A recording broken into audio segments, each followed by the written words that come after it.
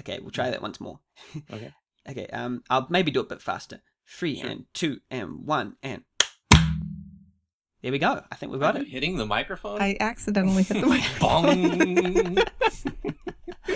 I got overexcited with the clapping. I'm sure you'll be able to see the audio on that one.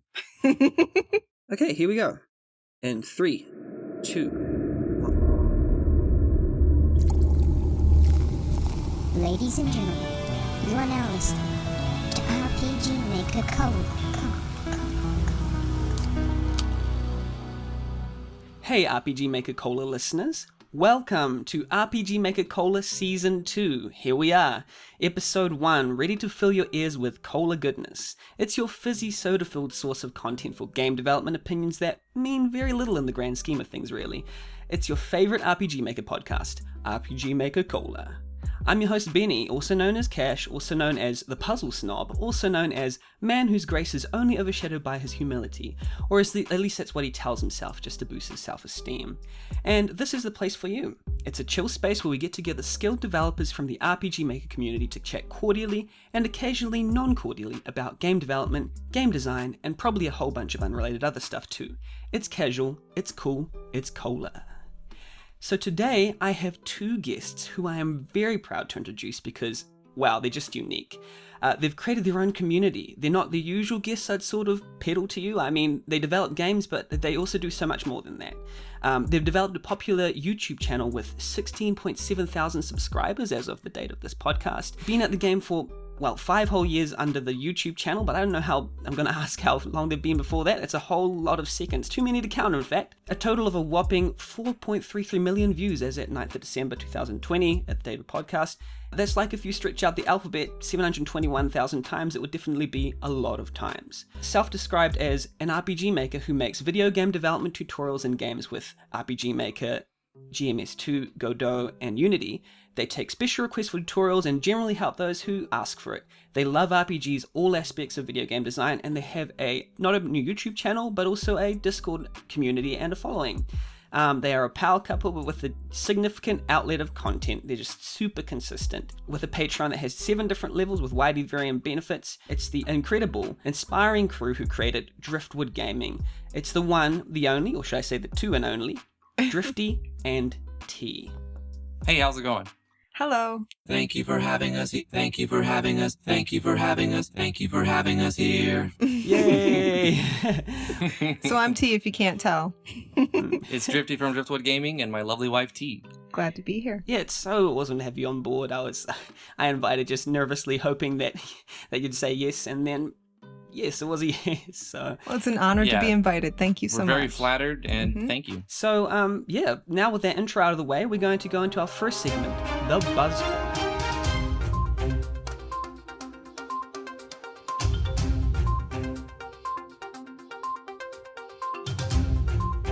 Here we talk about what RPG Maker games are gaining buzz at the moment. I asked our guests to think of a game, to bring one game to talk about that they're pretty interested in. They don't have to have played it yet, it just has to have a game page or something that looks interesting, or they can have played it as well, that's a thing. I'm going to bring a game called Weird and Unfortunate Things Are Happening by Unity. I've known Unity for a while now, I've reviewed their games, and they just produce the most colourful and vibrant games out there. Apparently, weird and unfortunate things are happening in the city of Daybreak, and to the rest of the world, an entire city seems to have simply vanished, but inside it becomes a playground for mysterious beings who see humans as only hosts for their own amusement. What I love about Unity, they just bring an awesome cast of characters, and their battles are really well balanced, so nothing to worry about on the gameplay front of things. They've been just working hard at this for years now, about 4 to 5 years, I believe, using different artists, tile sets and stuff, just a massive community effort. And I'm just really glad that the finished game just got completed this year. I recommend you go check it out. It's a really fun, game. Their Unity page looks very nice. Yeah. Oh, I've got a very exciting game. It's a fantastic game. It is by White Giant RPG Studios, and it is called Last Dream. They also have an expansion, Last Dream. I forgot the name of the expansion, but it's just Last Dream expansion. And then they have Last Dream 2 that they're working on right now. But the team behind White Giant RPG Studios, it's a fantastic group of people. 3 of them actually have doctorate's degree. Andrew Walker, PhD, and Chris Moore, PhD. were the main guys involved, the chief designer and the game mechanics guy, and they actually put together like an 800-page PDF file to come along with the game. Wow. So if you had any confusion about one of their puzzles or whatnot, everything was painstakingly made to. It's a beautiful game. I played it for about 120 hours. You can find it on Steam for usually $4.99. It's definitely worth it. Fantastic game. They've got like a dozen people who've worked on their games in total. But it's one of the best RPGs for VX Ace for sure. Yeah, it says like 40 plus hours of dynamic gameplay, 15 plus additional hours of immersive side quests. Is there like a main quest from which the side quest kind of disperse from, or is it a kind of like Elder Scrolls type structure, or how does it play? Like, well, it does have a main quest line, which luckily for those of people who are really into the game mechanics, can toggle off the main storyline, and you don't get all of the long cutscenes, or if you're like, say you're repeating it or you want to speedrun it or something, they actually have a small speedrunner community, and they have like a leaderboard for the people who beat it the fastest and using what jobs and whatnot. It's very Final Fantasy 1 style. When you start the game, you're given the option to create 4 different characters, and you have different jobs like the warrior, the monk. They have, I think it's a ranger. You get the engineer, which is like your items, chemist specialist and stuff. And you have like a black mage, or you could be a red mage or white mage and stuff like that. It really looks like Final Fantasy 1 from the beginning of the game. There's this little they have lots of side quests and lots of little subsystems. Like they have this little fishing mini game, and it's kind of a basic rudimentary fishing system, but the way that they've polished it makes it fun, and it's a compelling game to keep playing, and they let you structure how it's structured in a way that lets you play it the way that you want to play it. So if you want to put it on an easy mode where you just breeze through the storyline, you can. You can change the difficulty at any time, but if you do, it disables some of the achievements and whatnot. I think they've done a fantastic job of polishing an RPG. The mechanics feel completely balanced. If you put it on, your normal mode, it's designed to play on hard mode. So the normal mode is slightly easy, as I would recommend, as I do recommend you let your players play their storyline, kind of in an easy, they're playing a game to have like sort of a power fantasy usually. Yeah. And they want to have fun doing it. So make the game kind of easy and give optional difficulties to those who want that more Dark Souls-y type of gameplay. And they actually really deliver on that very well. So I would say big thumbs up. Highly recommend Last Dream by White Giant RPG Studio. And I was looking at some Steam stats, and the estimated number of owners is something around 31,000. So that's quite a successful RPG Maker game released in 2014. So it seems like they've done quite well for themselves. And you say they're making another game coming soon? Yeah, they've already made an expansion, and they're working on the second one, but I haven't heard too much about it. If you go to their website, you can see that they've got like progress meter bars, but it hasn't been updated since this April, so I don't know if they're taking it too serious. They still show lots of VX Ace assets, and you would think that they'd be using at least MV, the last engine, or even moving on to MZ, the most recent RPG Maker engine. So because they're still using VX, I'm not sure how serious they are about it. Yeah. I go onto their website and I see there's like tons of progress bars for item concepts, skill concepts, unique music. They have a progress bar for every single aspect of their game, so you can check all the different aspects and how far they are along in development. But like you say, the last status update was on April 2020, so things may have changed, due to the environment of what's happening in the world. Right. And that kind of gives you an idea of how they do things very thoroughly. Yeah. Very thoroughly and very in depth. Right. Yeah, I was actually talking to in season 1 we talked to housekeeping or Casey Ozumi, who created Jimmy and the Pulsating Mass, and he said he created that game in much of the similar way. It was he sort of he drew all the characters first, and then he did all the maps, and then he did all the story, which is it seems a little bit antithetical to how some developers just do. They just go as you go with all the elements at once as you flow. But it's quite interesting to see some people do that way. Sounds like how I'm building mine. It's not going anywhere, so it's probably not a good idea. I think it works for some people and maybe not for others. Who knows? Everybody has their own process. Yeah. And did you reference the comprehensive strategy guide at all to get through different areas? I did, actually. There was a few puzzles. For those of you who watch me on Driftwood Gaming, you will probably know I'm not a huge fan of puzzles. The puzzles weren't too hard, but there were a couple times where I'm like, I wanted to get, that final treasure, or I was going for the completionist mode, and I had to beat it, but I couldn't do it of my own volition. They basically give you a guide on how it works in the PDF file that comes along with the game. And I also found it helpful when I was looking at what enemies to face, because you're fighting on the hardest legendary mode. Some of these bosses are very challenging, right? And they're hard in a fair way. They're challenging the numbers. They, like I said, they had a PhD designing the battle algorithms. So they're hard, but they're not just somebody typing 9999 on the damage formula. They're hard in a fair way. So I was looking on I did use it actually to see to exploit the weaknesses of the mega bosses. I'm sold. I want to at least give it a It's go. a great game. You really should. You should pick it up on Steam. It's only like $4.99. Sometimes it's on sale. It's called Last Dream. Go buy it. Yeah, let's move on to T's game. T, what are you going to bring today? Okay, my game is definitely a different speed than Drifty's. And in fact, it's a game that I don't enjoy playing on stream because it's not stream friendly. I did play it on stream though because I wanted to show it off, and, we did and that play was worth this it to me. But it's a interactive visual novel called A Story Beside.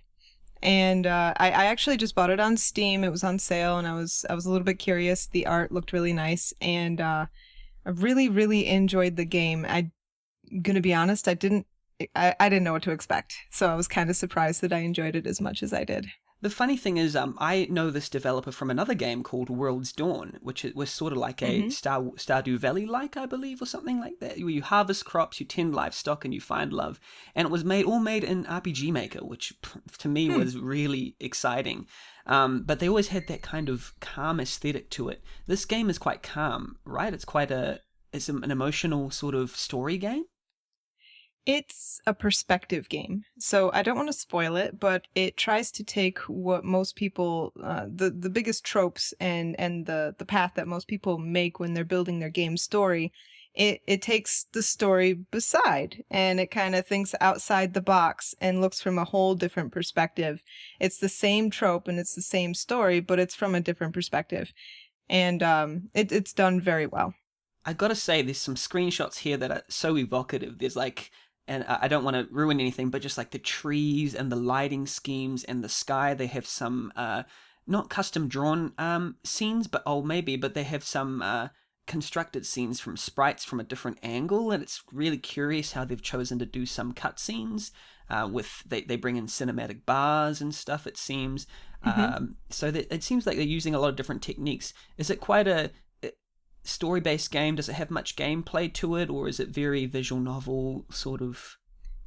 It's definitely more heavily visual novel. There is a little bit of gameplay, mostly visual. Well, I mean, it's interactive visual novel, which I think is a huge difference. It doesn't just show busts and dialogue. You do have to walk around a world. You do have to complete tasks, but it's light on that side and heavier toward the story side. And then a big plus in the game, which I think maybe it really gave me a good feeling about it and makes me continue to want to go back, is they have this just incredible voice actress. I don't know her name. I tried to look for her name. I couldn't find it. But she's got a gorgeous voice, and it just makes hearing the dialogue wonderful. It's a beautiful game. Yeah, it really is. When I think RPG Maker games, I don't think amazing voice acting. That's not the first thing I think. But this game has voice acting for one character or several characters, and it's quite natural, you're saying? It's an internal dialogue or a narration by the main character. And it's got to be not just an RPG Maker. I think it's the best game voice acting I've ever experienced. I mean, big words there, big words. Yeah. The best. I mean, her voice is gorgeous, and she's got this just beautiful, like Irish or Scottish accent, and it's so easy to listen to. It's great. Yeah, I remember that. I've been enjoying games in a similar vein. It seems kind of similar. I don't want to make too blunt comparisons, but like games like To the Moon and perhaps what's the Edith Finch? I can't remember what happened to Edith Finch. Just the sort of fairy tale-ish kind of, but then maybe it's got some sinister undertones. I'm not too sure. Anyway, I don't want to spoil it too much for those who might want to play this game. But Well, I have played To the Moon, and I would personally say my opinion is A Story Beside has a more compelling story. okay. To the Moon is definitely more popular. It's sold a lot more copies. And it's not a bad game, It's don't not- get me wrong, but I just think the story's more compelling. Right. I think same story. I don't want to say anything bad about it. I didn't find it that enjoyable, and personally myself. It did wonderful, and no disrespect to the dev. It's not Drifty's type of game. It's not. Oh, A Story Beside or To the Moon? Both. Oh. No, A Story Beside I did enjoy. Yeah. I thought it was because I don't personally like visual novels. A lot of reading, if it gets too heavy, especially if I'm streaming it, for the first time I play these games, my first impression is quite often shared with an audience. And so I kind of try to speed it up, and then it puts more stress on me to try to enjoy it. It becomes more of a job. And so if it's just like reading a book, I don't really find a lot of enjoyment. Maybe if I was playing it by myself, I would enjoy it more. That's for sure. But even so, I wouldn't choose to purchase and play visual novels or like large story-based games without at least some sort of battle mechanics or at least some kind of compelling systems. Maybe you'll enjoy A Story Beside sequel, which is more like an MMO with 100 levels and many upgrades to Somehow purchase. I doubt that's going to happen. I don't know. I'm not really huge on MMOs. I've played a lot of them, but still. Fair enough. Yeah, I think I'm the same. I've been a bit wearied of them. Excellent. Well, that has been our Buzz Corner segment, and we're going to move on to our next segment, the question book.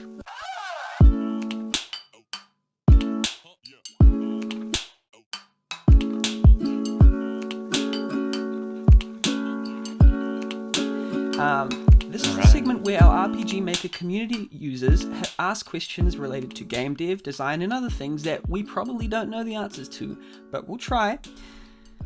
Our first question comes from Blood Fortress, and it's simply and eloquently put, how do I game make good? And the good has an E on the end. He took the E off make and put it at the end of good. Yeah. You want to take this one, Dee? Well, my answer would be simple. Figure it out and let me know when you know. Thank you. Right. Well, let's start with, grammar helps if you're doing a story-based game, but if it's not story-based, then the grammar doesn't apply too much. It depends on, I think the most important thing is knowing your audience, figure out who your target audience is, and if you're targeting a visual novel type of audience, then you definitely want to put in some good voice acting, or you want to try to maybe hire a writer, or make sure that if it's translated from another language, that it's not poorly translated. That could do a lot of bad, that can give you a lot of bad press. I think the number one thing is know your audience. Who are you making this game for? And if you want to make a good game, good is subjective. So figure out who is your subject for that. Right. For me, as a writer, I really, really, really scrutinize the story of a game that I play, whether or not it's battle heavy.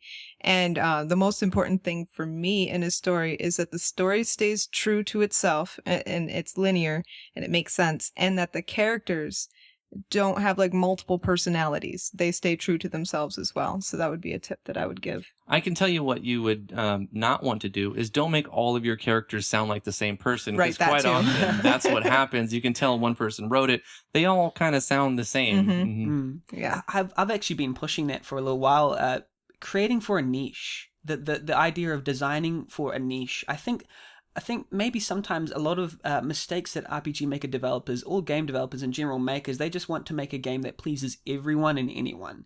You can't. It's impossible. Yeah, You have to pick something. And whenever they get criticism, especially from someone who might not enjoy their type of game, they might get disheartened because, this person doesn't like my game. But you're creating oftentimes for a niche, so sometimes you have to figure out who your audience is and then design the best experience for them, because the game can't be good to everyone. There's going to always be one person who dislikes the best game in the world. Yeah, ultimately you're going to have people who dislike your game because it's not their genre, and you could make the game perfectly for your target audience, and you're going to have people who pick it up thinking it's for them when it really isn't, and they could be disappointed over that. I would hate Dark Souls. Apparently this is a good game, though. I know, people love it. Yeah.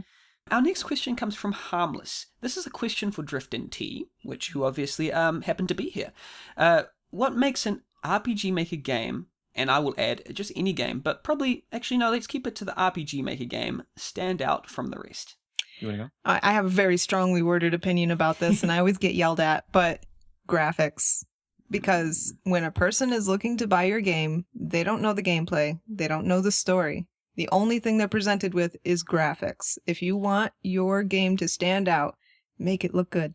That's my opinion. It's so true. Unfortunately, books do get judged by the cover. They do. Video games also get judged by their cover art. Absolutely. So if you're looking to sell a lot of copies, well, there's several ways to go about doing that. Find your target audience, and if that is NSFW, then you know what you got to do, right? There's definitely. It's not really a case of this. I think it's important to distinguish. This question is not asking what makes a RPG Maker game better than the rest. It's simply what makes it stand out and be distinctive at first glance from the rest. And that's, by definition, in my opinion, it's either got to be the visuals or the audio. The immediate audiovisual experience of your marketing is what's going to make your game stand out. Here's what I would say, because you're making it stand out. Why does it need to stand out? So people can see it, you can exist, your game can exist, and it can make a sell eventually. So number one thing that's most important, if you're putting it on itch or Steam, you need to make a trailer for your game. There needs to be video content to go along with your pictures and screenshots, because quite often RPG Maker games are lacking in that department, and they're really just not taking full advantage of everything that's available to them. Absolutely. It's quite ironic because our next question asker is Lord Blue Rouge, who actually makes fan trailers for all sorts of different games. That's what they love to do. Well-paced trailers, so hit Lord Blue Rouge up for that. They ask, awesome. Yeah, any advice starting out as an RPG Maker game developer? Don't quit your job. At least until you're selling a game, don't quit your job. If you're starting out as a game developer, I hope you enjoy it, because if you're doing it for money, you're probably in the wrong field. I agree.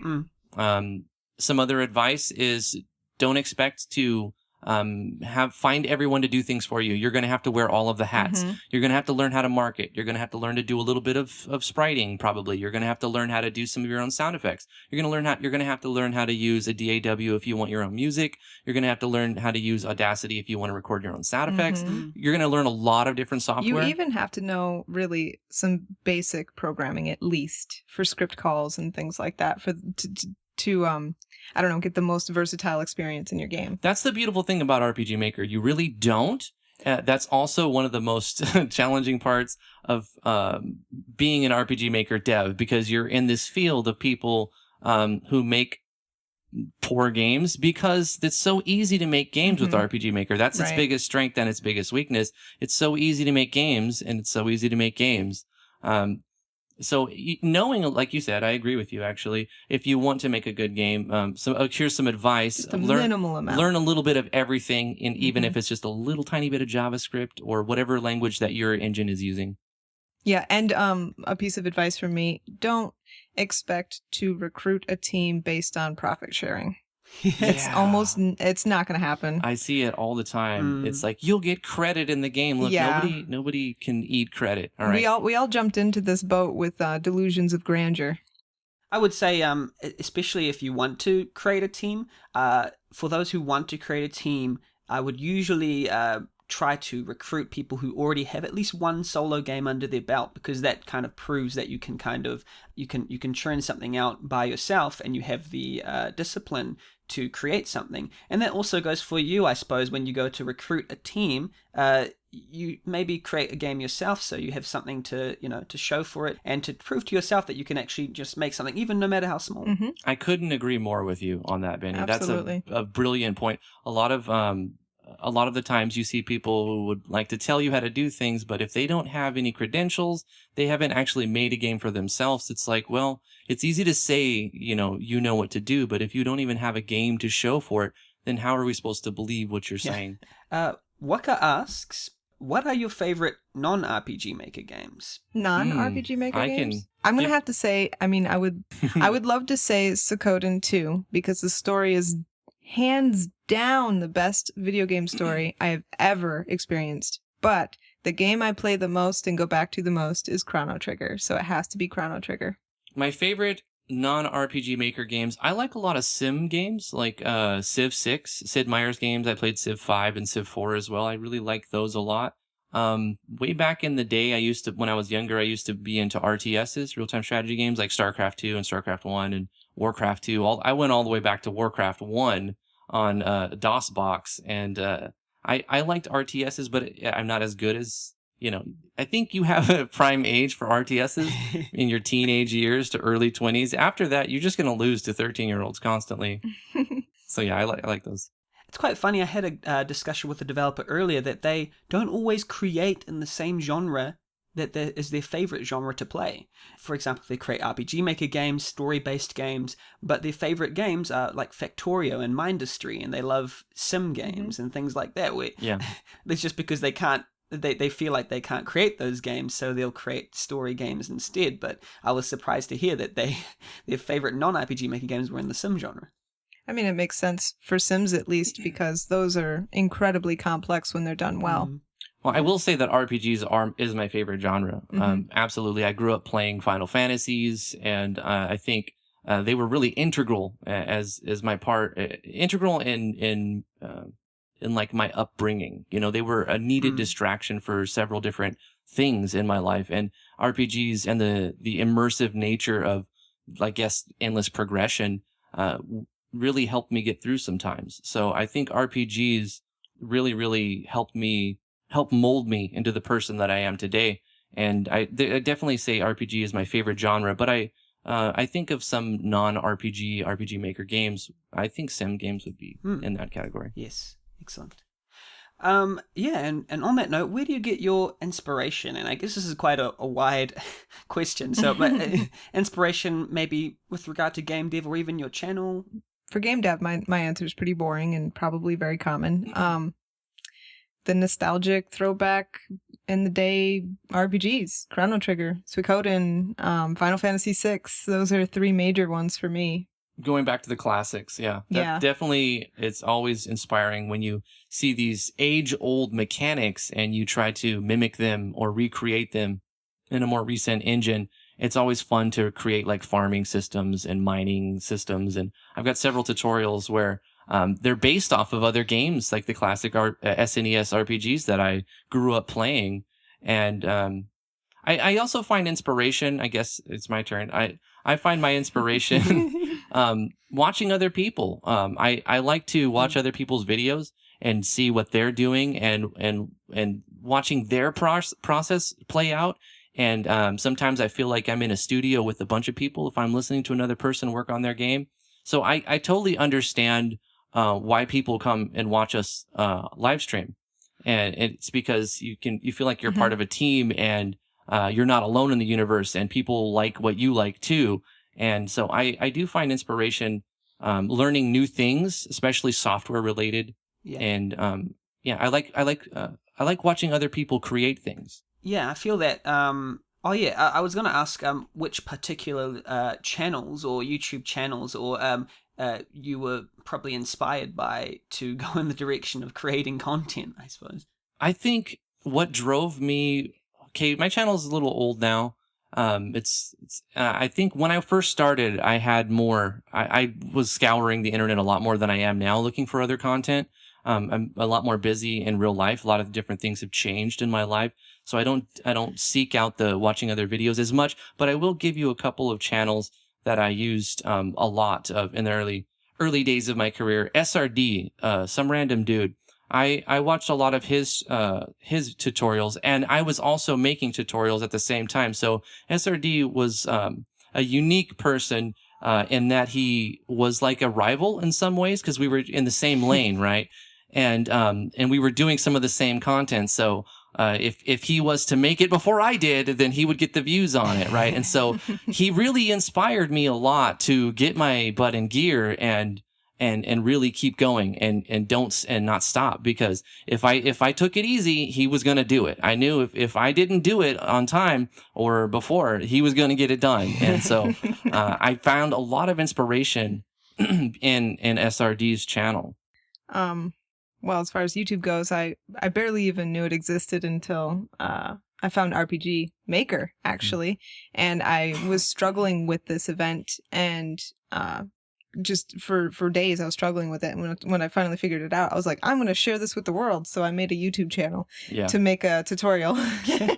So that's definitely not where I would get my inspiration. But yeah, like I said, the classics. But also I did fail to mention that I do buy RPG Maker games specifically to get inspired, which is why I bought A Story Beside and To the Moon and Ryukin. Is that in RPG Maker? I think so, it is. yes. Yeah. Yes. I agree. I do the same thing. I will play other games to be inspired and to be motivated to I wonder how they did that. I think I can do it with, if I do this, la la la la la. Yeah. And so I get inspired by seeing other mechanics in other games that I enjoy, and it does inspire me and motivate me to try it in my lane. I think there's a particular thing about seeing RPG Maker games in particular that try experimental, unique things, because then you start to think, oh, in this engine that I know, I can also create these different ideas that people haven't thought of before. You're right. And you're like, hey, how did they do that? I got to figure that out. I want that in my game. Yeah, we often become inspired by different mechanics in other games. I forgot who said it. It was somebody. He said, all ideas have already been created. We're just plagiarizing. Yeah, nothing's new. Totally right. Gord Clay asks, what do you consider when trying to tie narrative and gameplay together? What do you consider when trying to tie narrative and gameplay together? I think Drifty answered this early on. Audience. I think that would be the top consideration with this. Yeah, maybe. Specifically trying to tie the narrative and gameplay. I think it's important. I guess if you're working in a group, it's a lot easier, because I find that there are those type of people who want these certain battle systems, and they want complex gameplay. But then you have another whole field of RPG makers where they just have a very light battle system, and it's mostly about the story. And to get both in there is really the home run. You want to have a really good story along with the gameplay mechanics and battle systems and whatnot. So the thing to consider is your audience grows a lot bigger when you're trying to tie them together. I guess you have to be consistent, I think. Be consistent, right? You couldn't have a lullaby story and Dark Souls combat. Those two things just probably wouldn't mix well. I mean, I'm sure if somebody tried hard enough, they could, but it would be hard to do right. And like we were talking about before, you have to focus on your audience. So I would say that they have to jive the two things, the narrative and the gameplay. I know, I forgot the name of the game that we actually played, but they did tie narrative and gameplay together. It was the first impression we did, I think maybe a year ago. It was like a murder mystery where you would walk around and the battle system was like you investigating. Do you remember that one? I remember that game. I wish I knew it, the name. I can't think of the name. And the story was really good, and it was very provocative, and you don't know who killed who, but this guy disappeared. But then it also had really good, so the story was there, but then it also had the battle system, which I thought it was going to be a visual novel. It turned out to be... the battle system was also part of the story. Oh, it was good. Yeah. It was very good, and they did a fantastic... I wish I could remember the name. We played so many games, Benny. Was it an RPG Maker game? Was it quite a low... It was an RPG Maker game. It was mostly black in color, and then there were rooms, Zelda-style scrolling. Kind of, It might be... That's quite ironic, because Harmless created a game called Lockhart Indigo that was like that. That's the one. That's the one. That's the game. That's it. Yep. Yeah, that game's fantastic. We play so many games, it's impossible to remember them all. The person who asked what makes an RPG Maker game stand out from the rest, they developed that game. Well, so, their game stood out. It's good. Yeah, they had a good narrative, and they also had a good battle system. So it appealed to both T and I, and not all games do that. Well, and actually, I picked that off of Itch. It was at a point where we were trying to figure out where the direction of the channel went, and so we were just looking for RPG Maker games to play on the channel, and I picked it based off of the graphics. Goes back into how do you make it stand out? It's got to also has to I'm look not gonna good. lie, I've been yelled at before, but I have to be honest. When I was looking for games, if I saw chibi sprites, default maps, I did not consider Just them. skipped it. It was just plain and simple. There was enough out there to pick with pretty sprites and pretty maps that I didn't have to look at the default ones. Right. And I'm sure we passed over some gems. That's what I was going to say. Some of those games probably were fantastic if you can get past the repetitive nature of all the defaults that you see time and time again. Right.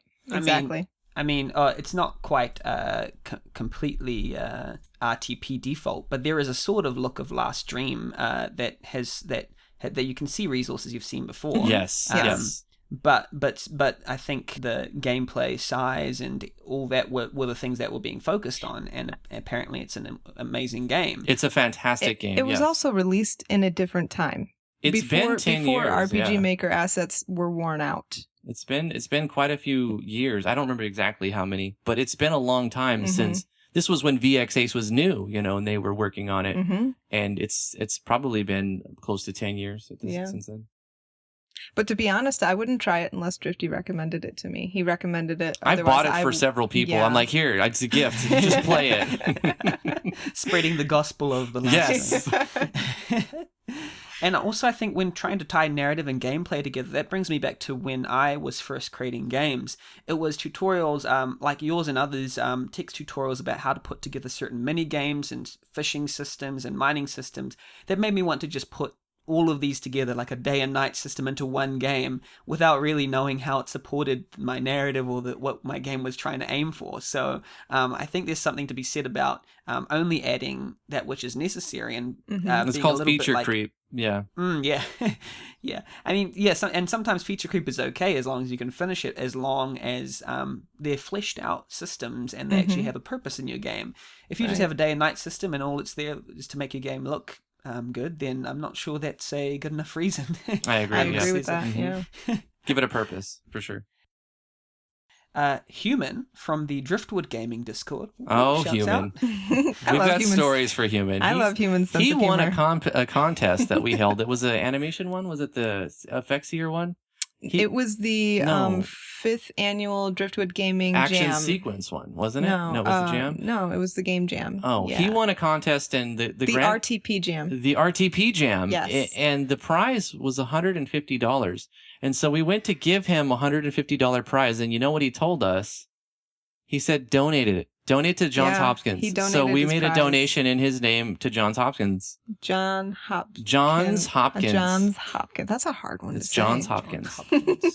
Yeah, he's a very generous person with an excellent sense of humor. Human. I almost said human. An Sense of excellent human. sense of humor. He's got an excellent sense of human.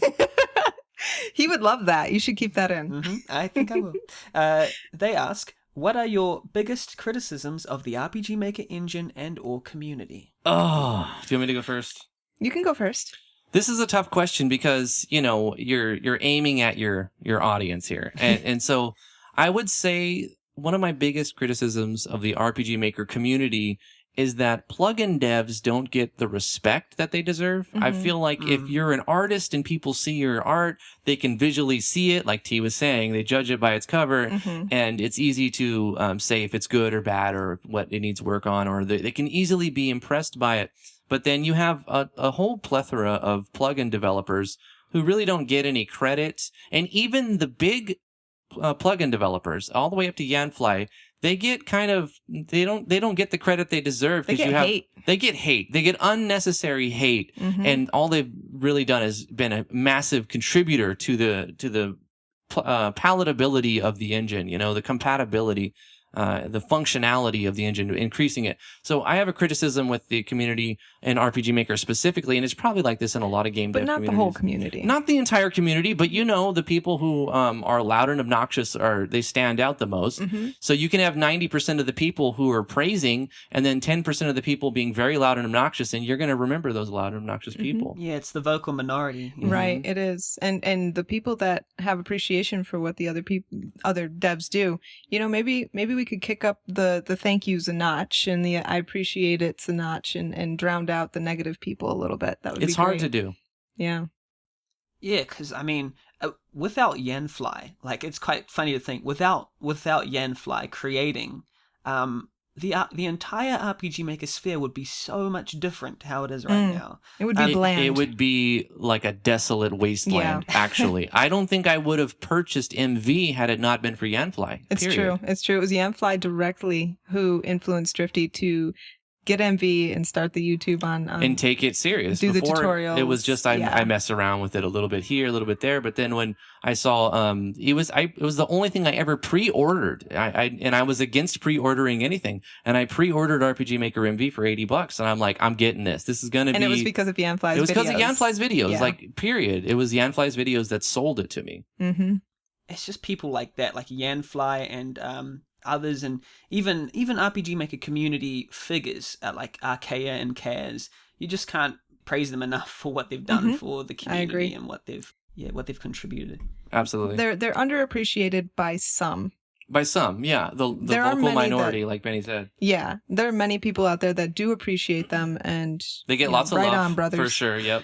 Especially on our server, we definitely praise them for their credit, to their credit.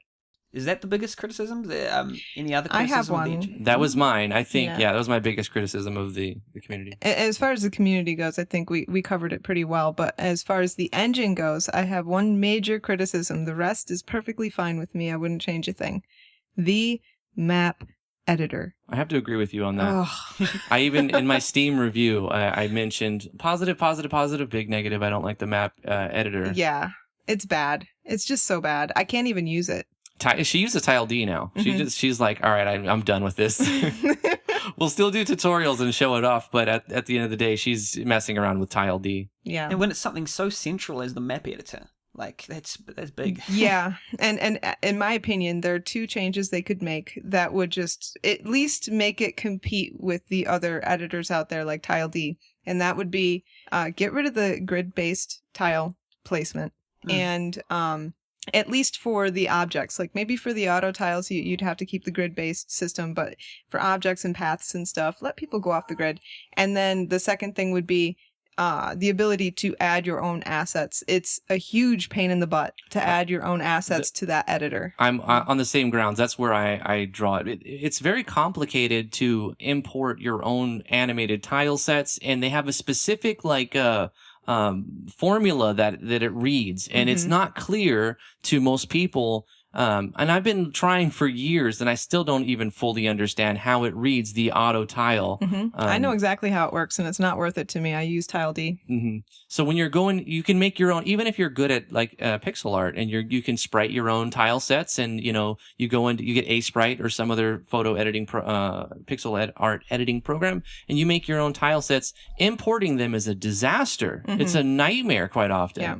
It's very difficult. So that's also, I agree with T. That's a criticism I have of the engine. I guess but it gets so many things right. It gets so many things right. That's what I said. The rest of it's perfect. I wouldn't change a thing. I love it. I mean, you could add more things, but you can't add too much because then you break the perfection. It's simple because there's not too much. Sidewinder91 asks, what do you think about the current RPG Maker community? Do you think interest in RPG Maker is dying off? No. And then Ellie also, I think I'll combine it. Ellie also asks, there seems to be a trend that forums seem to be dying and Discord is booming. What do you think the shift away from forums towards Discord? Like these questions, when I read them, they do infuriate me sometimes. Like, oh, this is dying. And RPG Maker's never been as big as it is, and it's growing at an immense rate. It's on consoles now. Like, it was on PlayStation 1 before, but it wasn't as big as it is now. It's on Switch. Bro, if you get it to Switch, if you're on Switch, you're doing stuff right. No, it's doing all right. It's doing all right. I agree. I remember a time when it felt like the only successful RPG Maker game was To the Moon. There was almost no other had made it through and then along came One Shot, and you got Lisa was up there too at the same time. Lisa's been pretty popular since that time.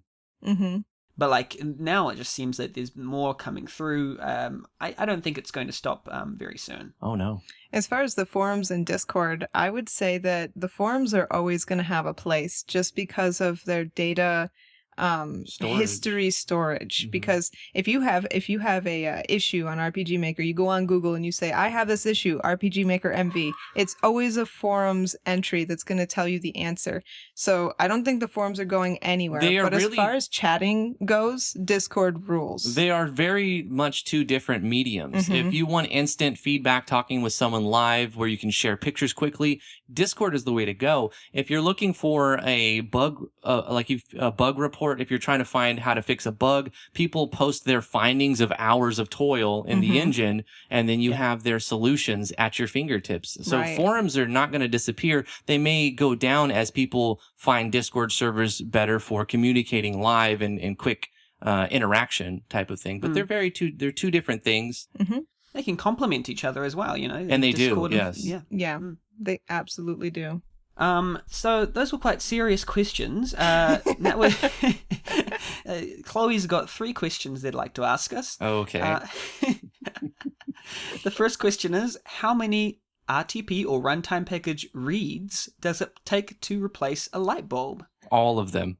All of the reads. All of the reads. And one herald. And a herald. You have to 'cause throw a herald in the you can mix, have an or else it infinite won't number work. of reads Yeah. in herald. Yeah. You just no, it won't happen unless you have at least one herald in there. You That's have right. to have at least one Yes. herald. Yeah, and it should be the one Human just made. No, not Human. Nowis. Nowis Now just yes. he released some pretty sexy herald recently. I think that's the one that needs That to change might the light be bulb. in SFW. I don't know if you can show that in the video version of this. He's obviously worked out since he retired. Yeah. Best RPG Maker runtime package waifu. Why don't you answer the waifu one, Okay. and well, then I'll answer the monster it's gonna one. be husbando for me. Yeah, the because husbando. I'm straight as an arrow, so it's got to be the dudes. I am totally into purple, so I'm gonna have to go with Elmer because he's got some sick hair. From which engine? VX. From VX. From VX, yeah. Elmer from VX, I got your number.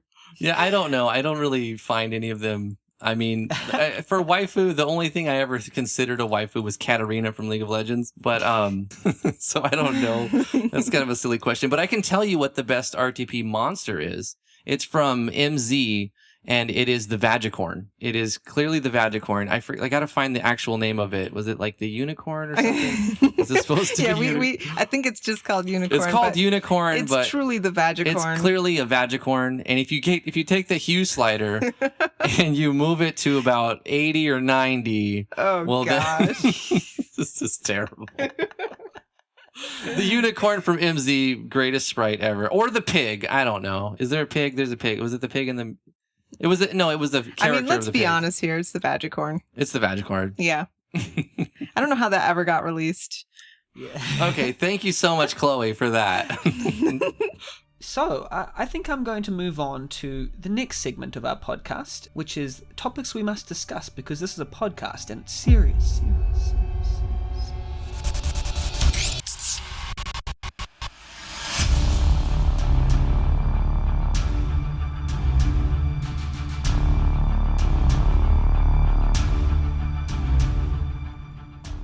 I have some prepared talking points about your channel and your history and how it came to be. But before that, I kind of want to go back to the roots.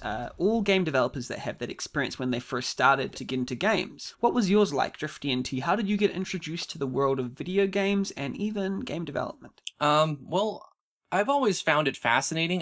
First of all, I'm just a huge gamer. I love playing video games, and I always have since a little kid. I found it as a much needed source of distraction. It's a way to deal. I use it as a way to deal with issues in my life, and sometimes I had to run from them. And conveniently, I was given a Nintendo system, which I found lots of different games, but mainly I flocked to the Final Fantasy. And then when I got the SNES, I was kind of consumed. I was all consumed with video games.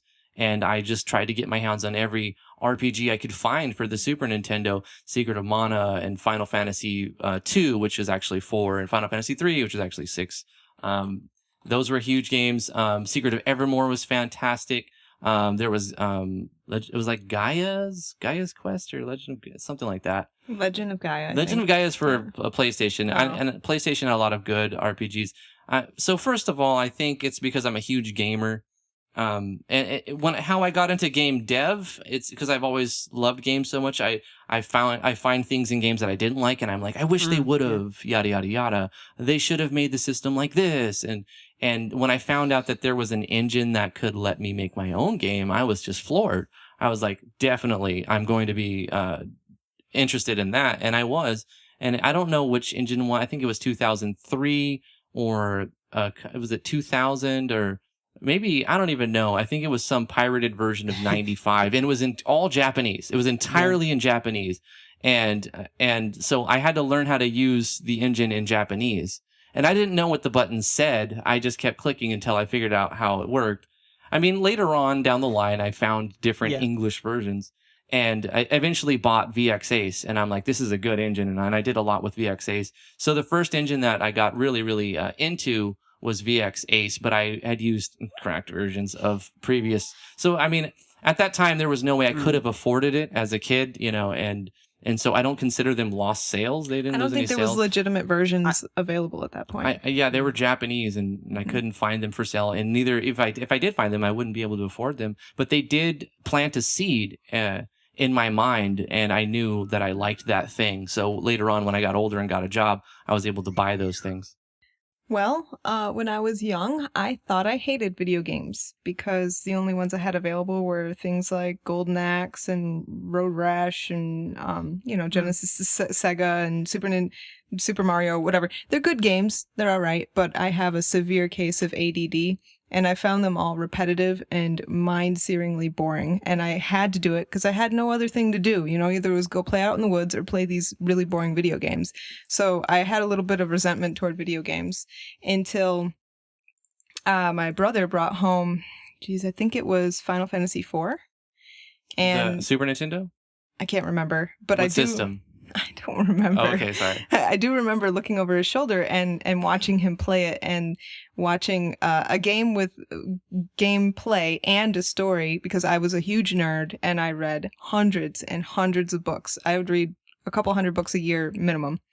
And so I saw this game that was also a book, and it just floored me. I loved it. She's a competitive reader, actually, in school. So it was always like the novelistic kind of aspect of the games that appealed to you, at least at the start. That's what got me, because it's able to keep my attention. As long as the story is good, I can pay attention. Like I said, I have really bad ADD, and I literally can't pay attention to anything for more than a half a second. So having something that I could pay attention to and enjoy was really fantastic. So that's what got me into gaming, the RPGs.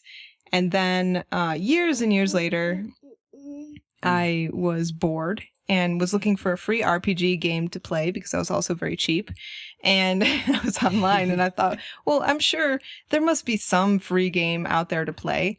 And I found Quintessence by the maker of To the Moon. Yeah, so I played that through and I really loved it. So I was like researching it. I went on Google and I'm like, what is this game about? This is pretty cool. And while I was researching it, I kept hearing the phrase RPG Maker. And it took a few times before it dawned on me, wait, RPG Maker? And I'm like, I need to know about this, because if I can make my own RPG, that would be amazing. So I typed that into Google, found RPG Maker web, and the rest is history. It was the aha moment. It was the aha moment for me, yeah. And then I'm like, wait, I don't want to play games anymore. I want to make them. Right. It changed the game for you. Yeah. Now it was game deving. So which of you found out about RPG Maker first? Definitely Drifty. Yeah, as a kid, she found out about RPG Maker in April of 2017. So just recently. Yeah. She didn't even know RPG Maker was a thing until a few years ago. Mm-hmm. Yeah, I remember I was making a game with my friend Michael Garcia when I was in like 9th grade. And I remember being so excited. We had a story, and in my mind, it's this big epic thing. But in reality, it's just like everyone's first terrible RPG, mostly show text and some move events, right? And so, but they're so precious to you at that age. It's just like it's your baby, your story. It's like right, like I said, it planted the seed very early in my mind of what I wanted to have, and luckily they kept making them, and we have a really, really fantastic RPG Maker MZ engine to use now. Yeah, that would eventually lead to Driftwood Gaming. Where did the name come from? Why Driftwood? Oh, okay. Well, my favorite story of all time is The Count of Monte Cristo. And in that story, you have young Edmond Dantes, and he gets, I don't want to spoil the story. You got to read it, or you watch the video, the movie of it. They've made 3 of them. One came out in 1934. Another one came out in the 70s, I think. That one's really good. And then the one that came out, I can't remember the year, 2003, I think, or 2002. In early 2000s. Yeah. It's got Jim Cesareville in it, I think. It's fantastic. That one's really good too. Maybe my favorite is the most recent one, which is like 18 years old. Oh my God. Maybe it's 7. It's so old now, but I absolutely loved it. I watched it several times and I read the book, and I think, it was just a fantastic story of a lot of things and betrayal. And so that character resonated with me. And when he gets, some minor spoils, but whatever, the story's been around for almost a century. I'm sorry if you get spoiled here. He gets arrested, betrayed by his best friend, and, he gets captured. And he escapes the prison, and he ends up just drifting in the ocean off the Isle of the Chateau d'If, which is just a prison island. And he gets captured by this ragtag group of smugglers, and they call him Zatara, and that was their language for Driftwood. And so that's where the name Driftwood came from. Mm-hmm. And how old is the name Driftwood? I mean, how long have I been using the name? Yeah. Since before I made the channel, I kind of resonated with the whole Zatara and Driftwood. I guess I would say a decade or 12 years or something like that. Since I saw the movie the first time, and so I would say probably maybe 15 years even. And because even the game is The Legend of Driftwood, so it's quite a running theme. Yeah. The next game I worked on for 2 years was called The Dungeons of Driftwood. I just never got released. Right. We'll wait for that it's to be going away later. though. We're not gonna name the next game Driftwood. Why not? Just keep it going. I don't know. Yeah, it seems, from what I could see, this channel seemed to start off 2015 with Drifty covering Brown Eyed Girl by Van Morrison. Oh, no. Is that one still public? Oh, you want to hear something I gotta about... private that Don't video. private that. You want to hear something about that video? Drifty and I met online, and he was 3,000 miles away, and it was the first chance I had to see his face was that video, and I must have watched it like 50 times in one day. And I remember thinking, oh no, if he sees how many more views there are on this, he's going to think I'm a total creep. And I got like nervous. Trust me, I'm not paying attention to that. I was just going to say, great voice and guitar, and it was only in one ear, but that one ear was... oh man, the audio was so bad. In my first year or two, even 2 years, I had no idea what I was doing. That's why before we did this, I told you my entire sound setup. I'm kind of proud of it now. It's come a long way. Yeah. And there was some Final Fantasy XI videos about how to defeat certain bosses and so on. Which you did your research, jeez. a little bit. When did it sort of occur to you? I want to make video game development or RPG Maker tutorials. It seemed around the time when MV was being released. Oh, it was absolutely. I actually wanted to do YouTube for a few years before MV came out. I think a couple years before. I was still using VX Ace at the time, and I was just kind of messing around with it here and there. And when I first started learning, there wasn't video tutorials. You had to download text files or go on the internet and look on forums for tutorials on how to make systems. So I had to learn those systems through text. And I thought, man, I wish someone would have made a video, because it took me like an hour to do this. If someone showed me this in 5-minute video, I could have done it in like 10 minutes or so. And I thought, there's just a shortage of things that I would use. Because believe it or not, I go back to my tutorials when I forget how to do something. I do the same thing. Just because I made a tutorial on it doesn't mean that it's permanently in my head. I have to go back and relearn, because I've got hundreds of tutorials. So I wanted it as I needed a source of remembering the ways that I did things, because my memory's bad and I needed something to remind me how to, like, oh, I learned it. Let me record it, so if I forget it, I can look at my video and remember how to do it. I remember I got on YouTube because I was trying so hard to get something to work, and it boggled my mind that it was so difficult to do on MV that when I finally figured it out and I couldn't get any answers online previously, I was like, I'm going to make a tutorial of this. That way nobody else has to struggle like I did if they want to do what I wanted to do. And that started with a 36-minute video called RPG Maker Tutorials VX In-Depth Overview, where you said, I've been using it for over a decade, since before 2005, since the early 2000s, and many different forms of it. So even back then, you were just sort of introducing yourself and beginning to make tutorials a week before MV came out. Yeah. And then it was just like 5 days of just straight up tutorials, custom animations made easy, how to make a monster arena, and they all seemed pretty decently viewed, 8 to 11 minute clips long. Yeah. And it was only until RPG Maker MV tutorial how to install plugins that they started to shoot into the 10K plus region, I don't know, and then more and more, just it seems like there's so many tutorials. Were you uploading daily? Yeah. I mean, when I was getting prepared, I was so excited to show off this new engine. There were plenty of tutorials about our RPG Maker at that time, but there was still this new one came out, so there was this excitement for RPG Maker MV, and I had been trying to find an angle to attack YouTube, because with any content platform, you have to kind of pick a field, pick a lane, get good at that, and go for it, you know. And if you diversify too much, you're going to flounder and fail. So I had been doing, like you said, I did some covers, and I did like some Final Fantasy videos and Terraria videos and a bunch of other stuff that I privated because it cringes me out if I watch it or even see it. So I hadn't found my lane yet, and I thought, you know what, I really enjoy working on RPG Maker, and I don't consider myself to be that funny, but if I can be educational and maybe help somebody learn, then that's just as good.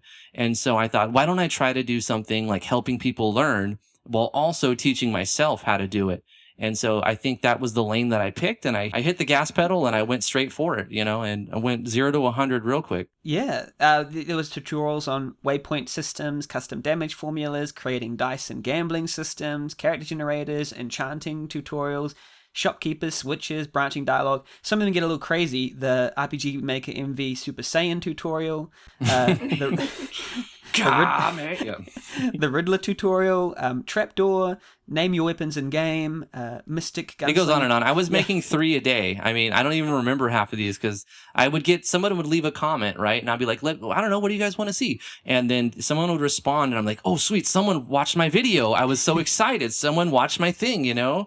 And they had a question about it. I'd love to answer. And so I did that, and I did that nonstop, and it was like a drug to me. And so I would get this feedback loop, and it was just, it was almost like getting high. I was getting high off of RPG Maker because, yeah, I'm serious, because I got the feedback. It was like a social thing. And I'm a very introverted person, and I'm not very, sociable in person, but I'm very sociable through a safe barrier of the internet. Right. And so I was craving the stage, because I'm a performer by nature. I feel, I've always been into music, and I play guitar and I play piano, and to this day I still love doing those things, but only as a hobby, not to do it as a profession. I tried that and it doesn't work very well. But anyway, I found it very invigorating, I guess is the right word for it. And so I would do 2 or 3 videos a day, just responding to people's special requests. And the audio was terrible in a lot of them. Sometimes I had the music so loud you couldn't even hear me talking. And to this day, I get comments saying, I can't hear you, or my right ear loved it, but my left ear's feeling lonely, or something like that. That sort of answers one of the questions I was going to ask about how you kept on going with such a consistent schedule. It seems even now you're having these daily live streams, every weekday for a couple of hours each, and just getting these sponsorships from Digica and giving these giveaways. I saw a giveaway today where you had some kind of mini game going, and you'd input these names into a ballot, and then you'd watch them all fight to the death or something. It's incredible. Right. That was Vino's creation. Yeah, I didn't make that. I only use it. That was made by Vino, vinogames.com. Vino is a fantastic game designer, and he's a good friend, and he's given us access to his machine, his Steam arena. I hope he said he's not sure if he wants to sell it. I think he should sell it. We stream 2:00 Eastern Standard Time, Monday through Friday. It boils back down into the very first thing that in this podcast was some advice for new people. I said, I hope you enjoy it, because if you don't enjoy it, you're not going to last, because the money's not there.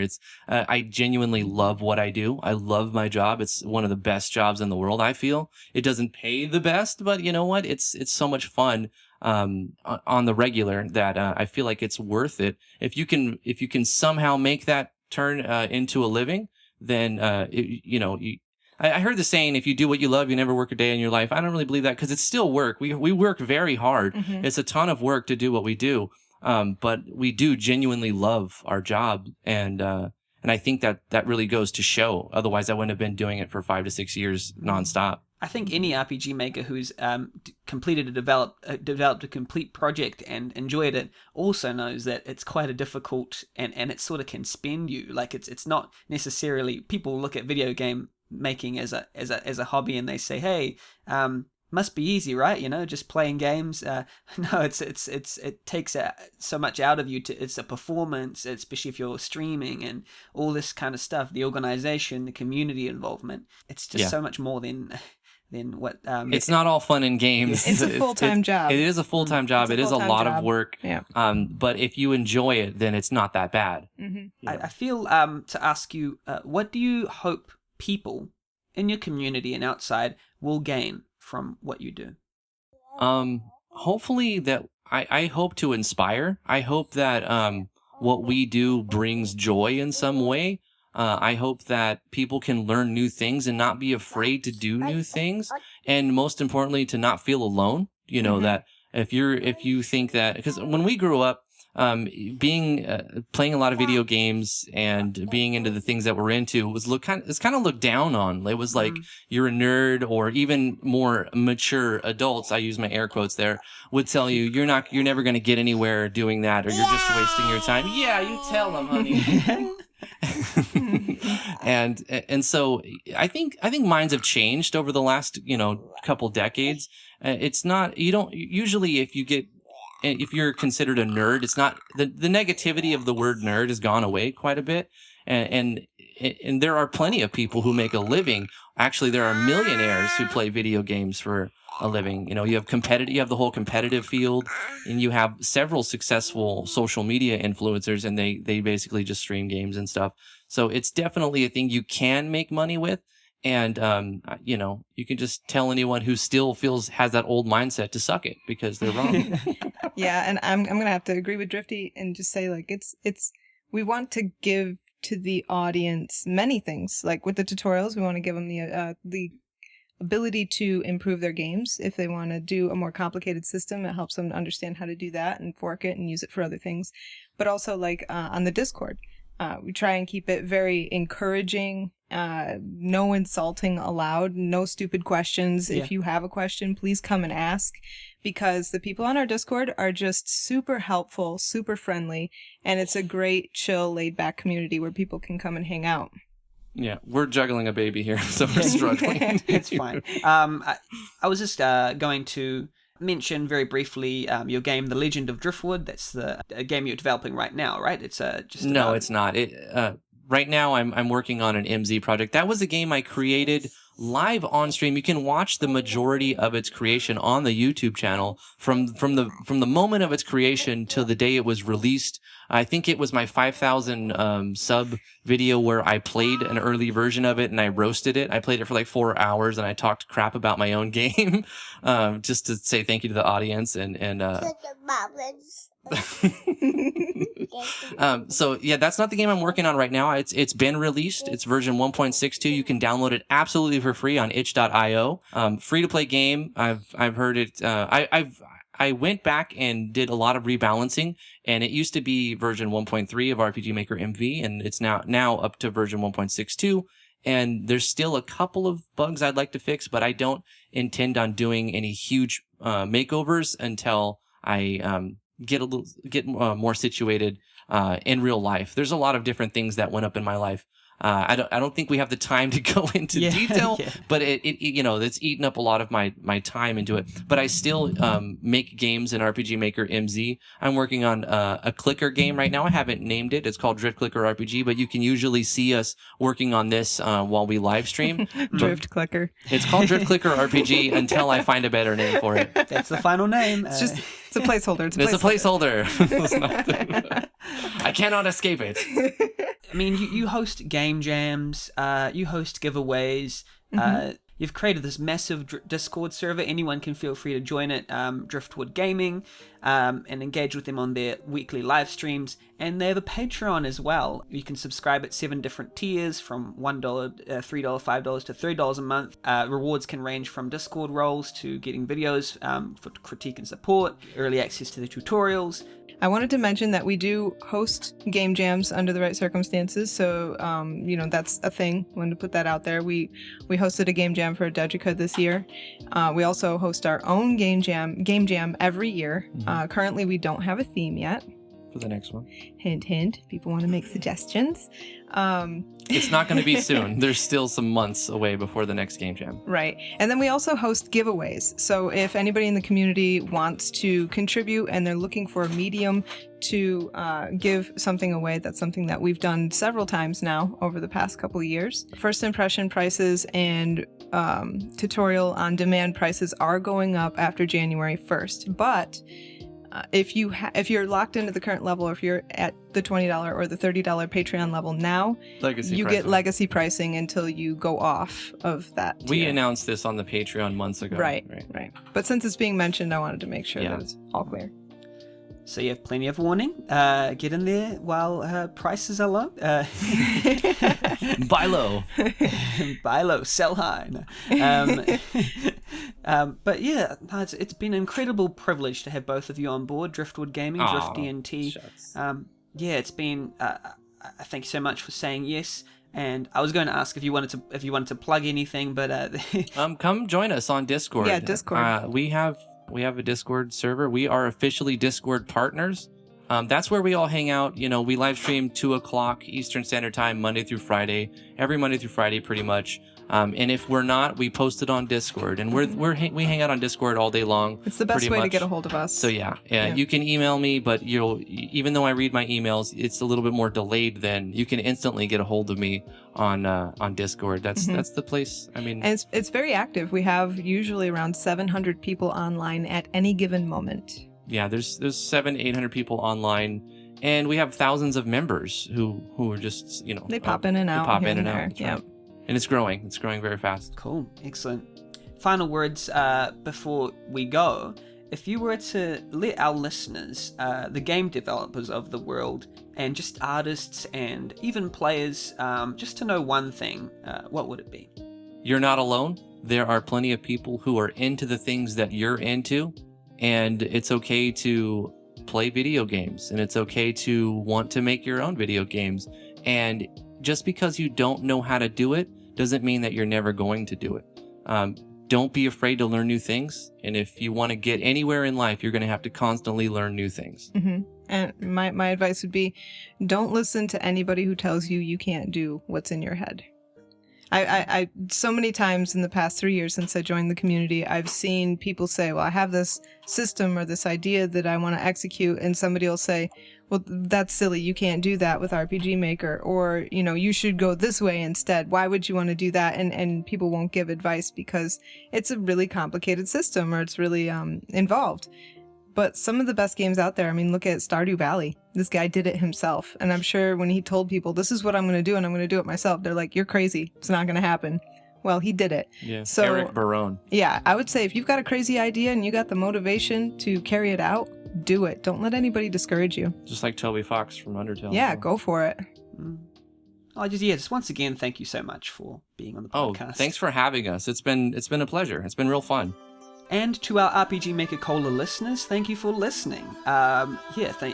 We appreciate your support, and until next time, keep casual, keep cool, keep cola. Bye, everybody. Bye-bye. Bye.